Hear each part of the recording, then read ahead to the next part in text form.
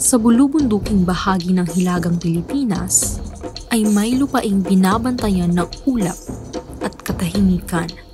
Sa ilalim ng pakpak ay tradisyon at kultura.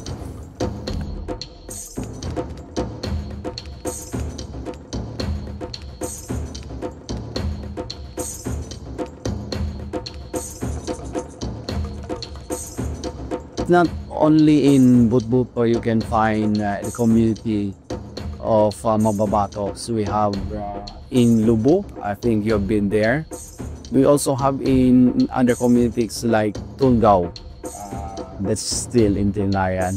Awad ko ba ang babat?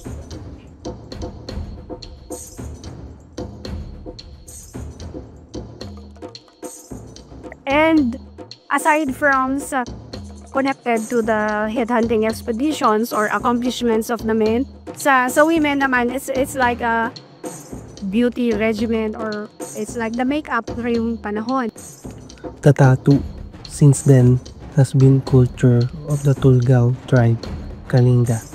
These things also need to be studied because they are part of our culture. And especially there should be men who get tattoos. I think we should be able to come together as one province to support this and to be able to sustain this, including of course that coming to get together as one. It has an influence on the way we think. Once you are viven di Bato, one impression is of course it is attractiveness.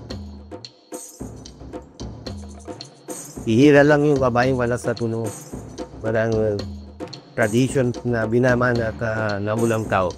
I'm going to show to the world that this is a beautiful body art of the Kalinga. It speaks of our past. I am inviting the young Lubos to practice tattooing because it has already become a way of life.